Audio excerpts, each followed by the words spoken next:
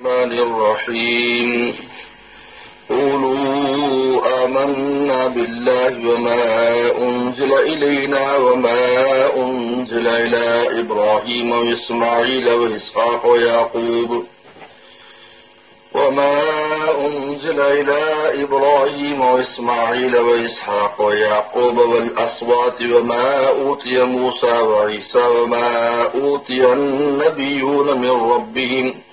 لا نفرق بين أحد منهم ونحن له مسلمون إن آمنوا بمثل ما آمنتم به فقد اهتدوا وإن تولوا فإنما هم في شقاق فسيكفيكهم الله والسميع العليم صبغة الله ومن أحسن من الله صبغة ونحن له عابدون قل أتحاجونا في الله وهو ربنا وربكم ولنا أعمالنا ولكم أعمالكم ونحن له مخلصون أم تقولون إن إبراهيم وإسماعيل وإسحاق ويعقوب والأسباط كانوا هودا أو نصارى قل أأنتم أعلم أم الله ومن أظلم ممن كتم شهادة عنده من الله وما الله بغافل عما تعملون تلك أمة قد خلت لها ما كسبت ولكم ما كسبتم ولا تسألون عما كانوا يعملون صدق اللہ مولانا العظیم۔ اب اللہ تعالیٰ نے یہود و نصارہ کو دعوت دی ہے حق اور سچ پر ایمان لانے کی۔ پہلے ان کا رد کیا اور ان کے عقیدے کی خرابی کو ظاہر کیا اور اس بات کو بتایا کہ ابو الانبیاء علیہ السلام کا دین اسلام تھا، فرما برداری مان کر چلنا، اور اس آخری پیغمبر علیہ السلام کے دین بھی اسلام ہے۔ لہذا اگر تم چاہتے ہو کامیاب ہونا اور نجات پانا تو اس پیغمبر پہ ایمان لاؤ اور تمام انبیاء پر ایمان لاؤ، کیونکہ یہود و نصارہ ایک دوسرے کی نفی کرتے تھے، ایک دوسرے کے پیغمبروں کو نہیں مانتے تھے، کتابوں کو نہیں مانتے تھے۔ تو ایمانیات کے بارے میں اللہ تعالی نے وضاحت کی ہے، قولوا آمنا باللہ، کہو ہم ایمان لائے اللہ پر۔ توحید، سب سے پہلے تو توحید پیدا کرو اپنے اندر، کسی کو خدا کا بیٹا بنانے سے، خدا بنانے سے توبہ کرو۔ قل آمنا باللہ وما انزل الینا، اور اس پر ایمان لا جو ہماری طرف نازل کیا گیا ہے قرآن مجید۔ وما انزل الی ابراہیم، اور اس پر ایمان لاؤ جو نازل کیا گیا ابراہیم السلام کی طرف، اسماعیل السلام کی طرف، اسحاق علیہ السلام کی طرف، یعقوب السلام کی طرف، والاسباط، اور ان کی اولاد اسباط، اولاد یعقوب السلام کی آگے جو اولاد ہیں، اتنے بے شمار پیغمبر ہیں، یوسف السلام اور سارے پیغمبر، سلیمان السلام، داؤد السلام، سب اسباط میں شامل ہیں۔ وما اوتی موسیٰ و عیسیٰ، اور جو دیا گیا موسیٰ السلام کو اور عیسیٰ السلام، تورات اور انجیل، ان پر ایمان لاؤ۔ وما اوتی النبیون من ربہم، اور جو دیا گیا تمام پیغمبروں کو ان کے رب کی طرف سے، یعنی تمام انبیاء صلی اللہ علیہ وسلم پر اور ان پر اترنے والی کتابوں اور صحیفوں پر ایمان لاؤ۔ ایمان سب پر لانا ہے، لیکن عملی طور پر جو شریعت ہے وہ اسی پیغمبر کی چلتی جس کے زمانے میں آدمی ہوتا ہے، باقی ایمان سب پر لانا ہے۔ لا نفرق بین احد منہم، ہم ان میں کسی میں تفریق نہیں کریں گے، ایمان کے معاملے میں کوئی تفریق نہیں ہے۔ ہاں فضیلت کے اعتبار سے پیغمبر ایک دوسرے پر بڑے وقت فضلنا بعض والا بعض من الرسل، ہم نے فضیلت دی ہے، لیکن ایمانیات میں سب برابر ہے، سب پر ایمان رکھنا ہے۔ لا نفرق بین احد، یہ عدم تفریق ایمان کے اعتبار سے ہے، یعنی کہ اس پر لائے اس پر نہ لائے، کسی پر زیادہ لائے نہیں، ایمانیات کے اعتبار سے کسی ایک کا بھی انکار، کسی ایک پیغمبر کا جو انکار ہے وہ دراصل اپنے ہی نبی کا انکار ہے۔ وَنَحْنُ لَهُ مُسْلِمُونَ، اور ہم اللہ تعالیٰ کے فرما بردار ہیں، مسلمان ہیں۔ یہ 7ویں جگہ ہے جہاں لفظ اسلام استعمال ہوا ہے۔ اس پورے ایک ڈیڑھ رکوع میں 7 جگہ پر لفظ اسلام ہے۔ نحن لہ مسلمون، ہم اللہ تعالیٰ کے فرم بردار ہیں۔ اب اس کے بعد اب معیار بتا رہے کہ کسوٹی اور معیار جو ہے وہ صحابہ کرام ہے ایمانیات میں۔ فإن آمنوا بمثل آمنتم به فقد اهتدوا، بس اگر وہ ایمان لائے اس کی مثل پر جس پر تم ایمان لائے ہو صحابہ کرام، فقد اهتدوا، تو وہ ہدایت پا جائیں گے، ہدایت والے۔ یعنی آج اگر ہدایت اور نجات ہے تو نبی کریم صلی اللہ علیہ وسلم پر ایمان لانے میں جیسے صحابہ کرام ایمان لائے، تو حضرات صحابہ کرام کے ایمان کو کسوٹی قرار دیا ہے، معیار قرار دیا ہے حق اور سچ کے لیے۔ تو ان آمنوا بمثل آمنتم بھی، بس اگر وہ ایمان لائے بمثل ما آمن، اسی طرح جس طرح تم ایمان لائے ان چیزوں پر جس پر تم ایمان رکھتے ہو، فقد ہے تو وَإِن تَوَلَّوْا، اور اگر وہ اعراض کریں ایسے ایمان نہ لائیں، تو إِنَّمَا هُمْ فِي شِقَاقٍ، تو وہ ضد اور مخالفت میں ہے، تو ان کا مقصد صرف مخالفت کرنا اور ضد کرنا ہے۔ فَسَيَكْفِيكَهُمُ اللَّهُ، عن قریب اللہ ان کے لیے کافی ہو جائے۔ کہتے فَسَيَكْفِيكَ کا جو سین ہے قیامت تک کے لیے، فَسَيَكْفِيكَهُمُ اللَّهُ، قیامت تک کے لیے اللہ تمام کفر کے لیے کافی ہے۔ لہذا ہر زمانے میں جب بھی مخلصین وجود میں آئے ہیں اور مخلصین نے غلبہ پایا ہے تو کفر ہمیشہ مغال پر اس نے شکست کھائی۔ یہ فَسَيَكْفِيكَهُمُ اللَّهُ میں صحابہ سے لے کر قیامت تک کے لیے بشارت ہے کہ ان قریب اللہ نے سین لگا، ان قریب لاچے۔ ہم اگر صحابہ سے لے کر آج تک کی تاریخ دیکھ لیں، ہمیشہ جو بھی اخلاص سے کھڑے ہوئے ہیں ایمان کی دعوت کو لے کر، اس سوال پر کفر کو شکست ہوئی ہمیشہ۔ فَسَيَكْفِيكَهُمُ اللَّهُ،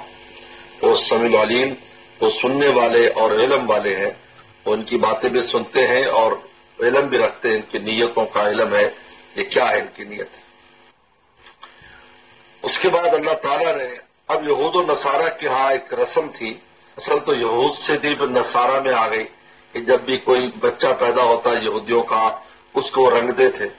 وہ رنگ میں ڈبوتے تھے۔ بعد میں یہ نصارہ میں آ گئی، آج بھی ہے کہ پیلے رنگ کا جو ہے نا وہ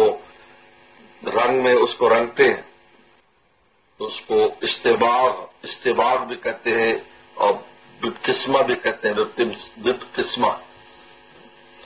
کہتے ہیں کہ اس کو رنگ دیتے ہیں، اور وہ کہتے ہیں یہ اب اس پر یہودیت کا رنگ چڑھ گیا، اب اس پر عیسائیت کا رنگ چڑھ گیا، تو اللہ تعالیٰ نے ان پر رد کیا ہے، ان رنگوں کے چڑھانے کا کوئی فائدہ نہیں ہے، یہ کوئی رنگ نہیں، اصل رنگ ہے ایمان کا رنگ ہے، صبغت اللہ، صبغت اللہ، اللہ کا رنگ،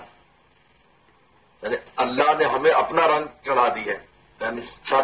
سچ اور حق دین جو ہے وہ ہمیں عطا فرما دیا اور اس پر ہمیں جماعت اور استقامت دے دی۔ صبغت اللہ، صبغت اللہ کے دو اعراب ہیں، صبغت اللہ جاتی مفعول مطلق ہے،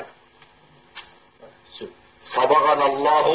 صبغت اللہ، سبغنا اللہ، سبغنا اللہ، اللہ نے ہمیں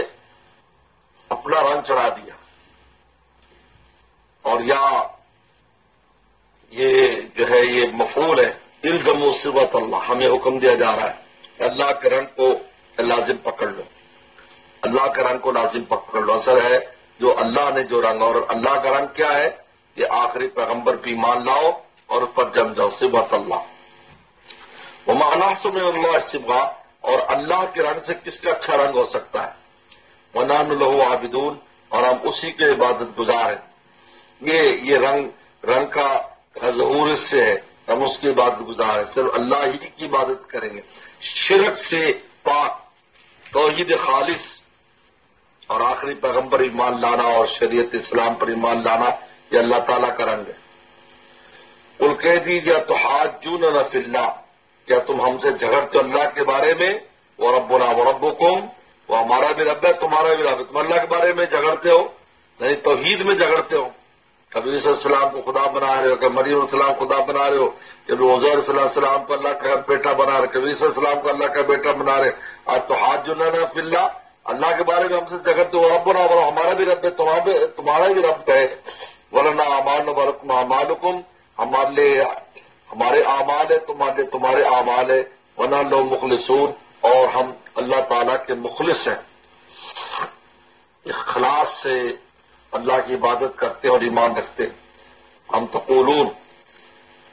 تم کہتے ہو ان ابراہیم اسماعیل اسحاق و یعقوب الاسباط کان ہودن و نصارا، کہ تم کہتے ہو ابراہیم السلام، اسماعیل السلام، اسحاق علیہ السلام، یعقوب السلام اور اسباط اور ان کی اولادیں یہودی یا نصرانی تھے، تم یہ کہتے ہو؟ قل کہہ دیجیے انتم عالم من اللہ، تم زیادہ جانتے ہو یا اللہ زیادہ جانتا ہے؟ اللہ تعالی نے پیچھے بتایا ما کان ابراہیم یہودی ولا نصرانیہ، ابراہیم السلام یہود و نصارہ تو آئی ان سب کے بعد ہے، یہود و نصارہ جو ہے وہ تو آئی ان پیغمبروں کے بعد، اس میں السلام، السلام، یعقوب السلام ان کے بعد آئے وہ، یعنی موسیٰ صلی اللہ علیہ وسلم جو بہت بعد میں آ رہے ہیں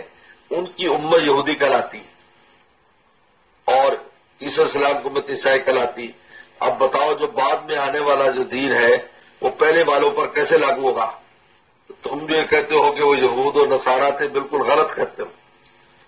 بتاؤ اللہ زیادہ جانتا ہے، تم زیادہ جانتے ہو؟ اللہ تعالیٰ نے تو پیچھے کہا ہے